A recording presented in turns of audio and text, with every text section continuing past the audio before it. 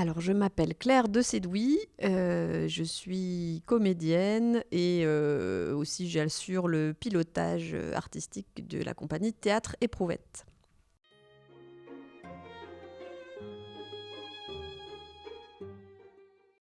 Alors, la compagnie Théâtre Éprouvette est basée à Corbigny, dans un lieu qui appartient à la commune, et c'est l'abbaye du Jouir. Donc, nous avons décidé de l'appeler l'abbaye du Jouir quand nous sommes arrivés en 2003. Et c'est un clin d'œil à la maison du Jouir de Gauguin. Et c'est pour affirmer haut et fort que notre conception de la culture, c'est intimement lié au plaisir et que la culture ne doit pas être une souffrance ou quelque chose d'ennuyeux.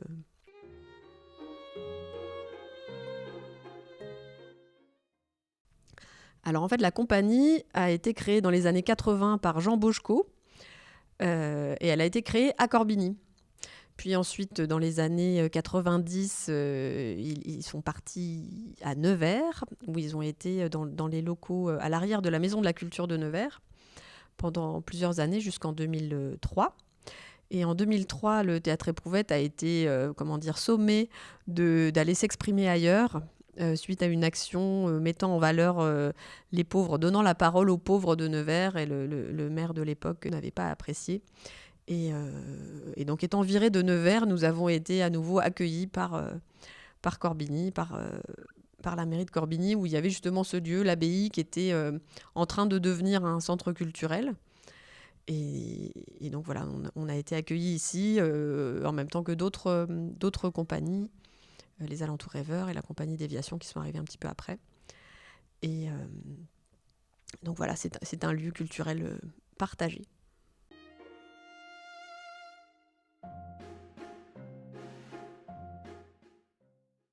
Donc la compagnie Théâtre Éprouvette a commencé à travailler vraiment avec les habitants en 1998, suite à la rencontre avec Armand Gatti. Jean Bochco, il menait déjà depuis pas mal d'années des ateliers théâtre régulièrement à Nevers.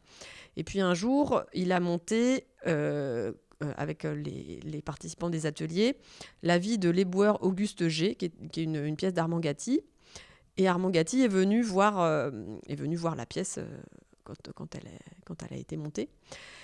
Et Jean Bochco lui a demandé, mais alors, toi, tu montes des actions avec des loulous, avec des gens en difficulté, est-ce que tu voudrais pas venir monter une action comme ça ici ? Et Armand Gatti a dit, bah, fais-le toi-même. Et suite à ça, donc, c'est un peu une action fondatrice de cette forme de travail avec les habitants, c'était création pour une ouverture vraie. Jean Bochco a profité de la commande qui lui avait été faite d'un spectacle pour la réouverture de la Maison de la Culture après travaux. Et donc, le titre Création pour une ouverture vraie, c'était de dire, ben oui, mais la Maison de la Culture, c'est un peu toujours les mêmes habitants qui viennent. Est-ce que les gens qui sont en difficulté, qui sont bénéficiaires de minima sociaux, qui sont au chômage, qui sont vraiment en galère, est-ce qu'ils vont vraiment y aller à la Maison de la Culture ? Et pourquoi ? Et donc, il a monté une fabrique d'expression, c'est-à-dire qu'il a embauché 12 personnes à 35 heures par semaine pour faire de la philo, de la musique, des arts plastiques, de l'écriture, du théâtre. Et donc, ces ateliers étaient aussi ouverts à d'autres personnes. Et comme c'était des intervenants de haute volée, bah, ça a attiré les gens et ça faisait un brassage entre les gens en difficulté et les gens moins en difficulté pour essayer d'arriver à une ouverture vraie. Et le postulat de départ, c'était de dire les gens sont exclus, peut-être parce qu'ils sont exclus de la parole. On leur donne pas les outils, la possibilité de dire ce qu'ils ont à dire. Et donc, ils ont tellement bien pris en main ces outils et cette envie de prendre la parole que, après avoir fait un spectacle, avoir fait un disque, ils ont monté une liste aux élections municipales. Et ça a fortement déplu au maire de Nevers, qui ensuite a souhaité le départ du Théâtre Éprouvette. Et c'est ainsi que nous sommes arrivés à Corbigny.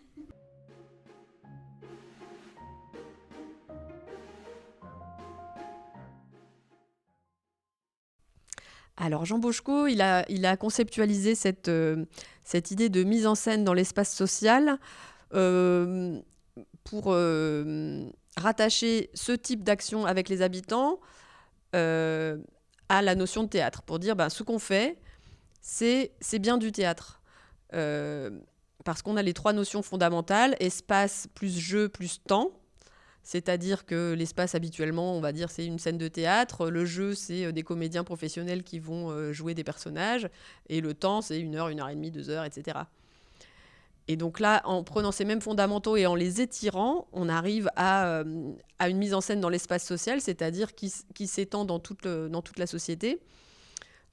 L'espace, ça peut être un département entier. Le jeu, c'est un jeu auquel on invite aussi les habitants à jouer avec nous. Et le temps, ça peut être 1 an, 2 ans, 3 ans.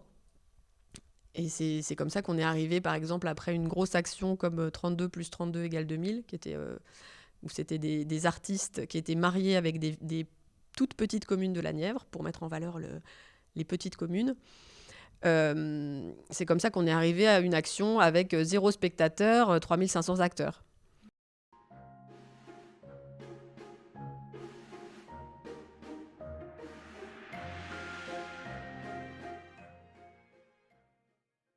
Dernières années, on est sur des projets un peu plus petits, parce qu'aussi s'est posé la problématique de la survie de la compagnie après le décès de son fondateur. Donc on est sur des formes un peu plus petites. On n'a pas forcément des grandes actions où on va mobiliser des centaines de personnes sur le département.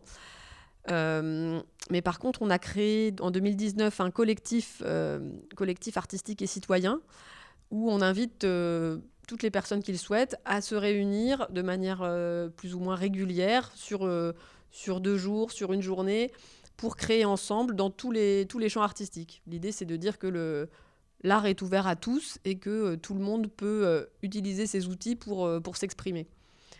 Et donc, depuis 2019, on a ces rendez-vous réguliers où se mélangent des professionnels et des amateurs, et où on crée des formes artistiques. Ça peut être de la photo, on a fait pas mal de cinéma, du théâtre, de l'écriture. Et donc c'est quelque chose qui continue et qu'on continue à expérimenter, que ce soit dans la forme ou dans les réalisations. Et puis aussi, quelque chose qui est toujours très vivant, c'est les cabinets de poésie générale. Donc c'est quelque chose qui avait été créé en 2015 avec Jean Bochco, et qui pose la question qui s'appuie. En fait, les mises en scène dans l'espace social, souvent, c'est un peu un schéma en cercle concentrique. Ça part des personnes ou des lieux, des gens concernés directement par le problème de société dont on veut parler, ou la question de société dont on veut parler. Puis on associe des artistes, et puis les habitants autour, et puis on considère que tous les gens qui sont au courant de ce qui se passe, même si c'est de loin, même si c'est uniquement par Internet, font partie du public de cette action.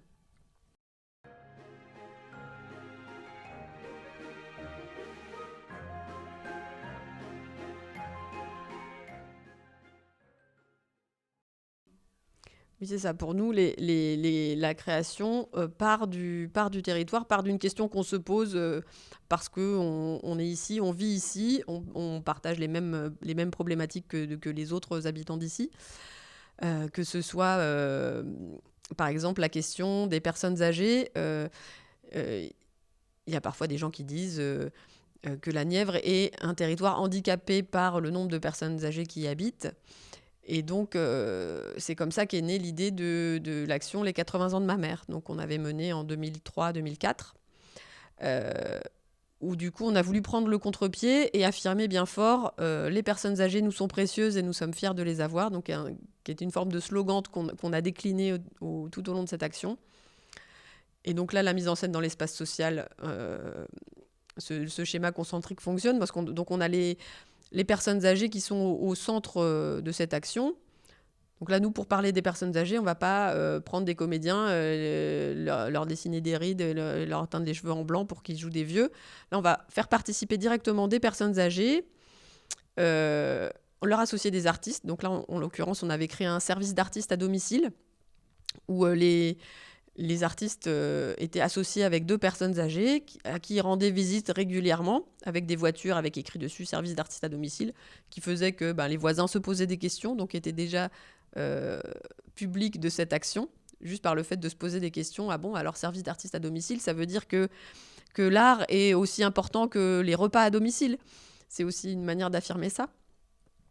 Et donc, à la fin, les artistes et les personnes âgées créaient ensemble une œuvre. Alors, selon l'histoire et les goûts, la vie de la personne, et selon les spécificités de forme artistique que pouvait proposer l'artiste. Ça pouvait être des écrivains, des plasticiens, des gens de théâtre, des musiciens, etc. On a fait aussi quelque chose qui s'appelait les jardins détonnants, où ça parlait d'une pratique rurale qui à ce moment-là n'était pas encore, qui est plus valorisée maintenant, mais qui à l'époque était un peu vraiment un truc de prolétaire, quoi. C'était le jardinage potager. Donc là, de la même manière, on a associé des artistes avec des gens qui font du jardin potager, et puis pour attirer l'attention sur cette question-là qui nous semblait intéressante. Et participer de l'identité d'un territoire et de sa richesse. Parce que une des maximes, en quelque sorte, qui anime le théâtre éprouvette assez fort, c'est on est riche de ce qu'on a avant d'être pauvre de ce qui nous manque. Donc voilà, nous on va dire, dans la Nièvre, on n'a pas beaucoup de grands théâtres, de grands musées, de salles d'opéra. D'accord. Mais en revanche, on a des habitants super intéressants, on a des jardins potagers, on a des forêts que peut-être dans les villes, d'autres n'ont pas. Donc on va choisir de mettre en valeur et d'éclairer par une création artistique les éléments de richesse du territoire et de ses habitants.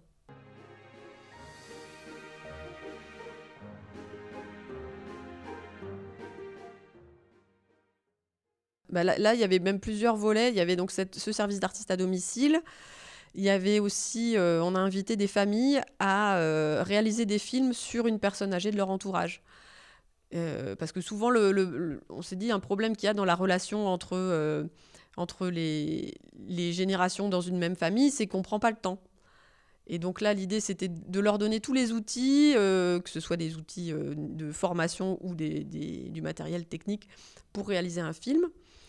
Et on leur a dit, allez-y, développez un court-métrage sur votre grand-père, votre grand-mère, votre voisin. Et donc, ça aboutit à 8 courts-métrages très, très touchants sur des personnes âgées du territoire. Et il y a aussi la photographe Sylvie Roche qui a réalisé une série de portraits photos de 20 personnes âgées du département pour les montrer sous un angle positif.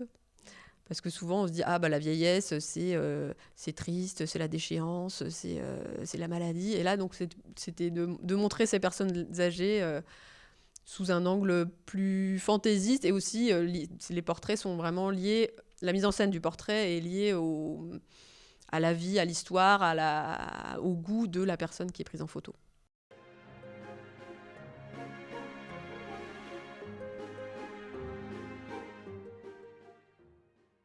Je dirais que pour nous, une des premières conditions, c'est le fait d'être implanté ici. Enfin, en tout cas, nous, c'est l'expérience qu'on a menée, parce que souvent, des gens nous ont demandé « venez faire un projet dans notre région ». Et on a dit « nous, en fait, non, faites-le vous-même, de la même manière ». Parce que nous, on a ici tout ce qu'il faut, nous, pour travailler. Et la plus grande richesse, c'est le réseau qu'on a tissé, les connaissances qu'on a tissées avec les habitants au fil des années, donc maintenant depuis plus de 20 ans.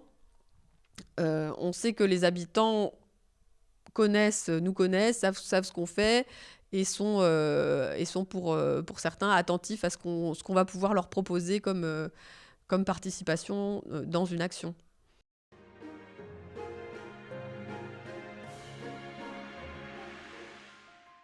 On n'a pas forcément le souhait de pérenniser des projets. Par exemple, en 2007, 2008, 2009, on avait monté l'Université des bistrots, où là, c'était pour mettre en valeur les petits cafés comme lieu de vie et lieu possible de connaissance. Donc c'était toute une université avec des conférences dans les cafés pendant 3 ans. Et nous, au bout de 3 ans, on a dit, c'est une mise en scène. Ça n'est pas, ça n'est pas voué à durer éternellement. Nous, on a expérimenté ça, on a vu que ça a marché pendant 3 ans. Ça y est, la mise en scène est terminée. Si on joue Shakespeare, à la fin de la pièce, on arrête d'être le roi Lear et on redevient soi-même.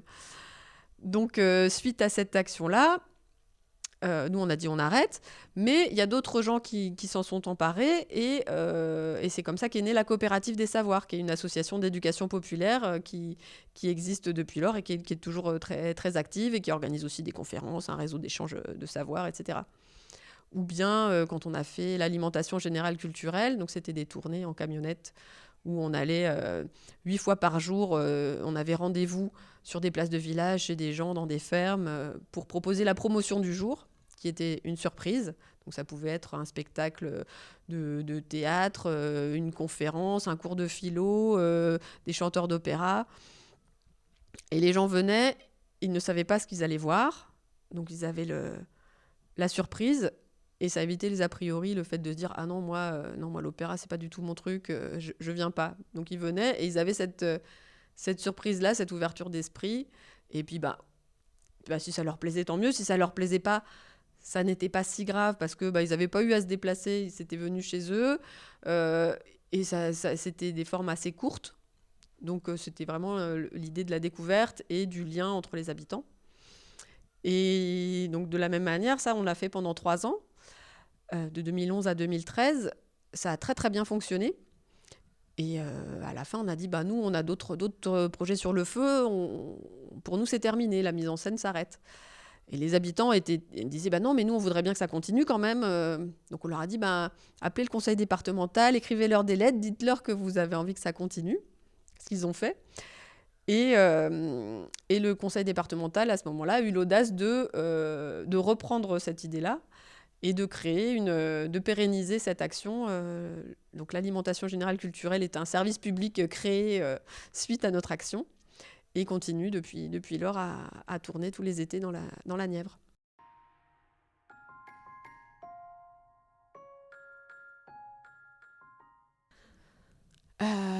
Nos besoins pour l'avenir, je dirais, ce serait passer moins de temps à faire des dossiers et des choses administratives et des bilans et des justifications pour pouvoir consacrer plus de temps justement à l'action en tant que telle.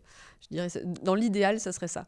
Ce serait faites-nous confiance, donnez-nous des sous pour 3 ans et puis on vous dira à la fin, promis, on fera plus de choses que ce qu'on avait prévu au départ de toute façon.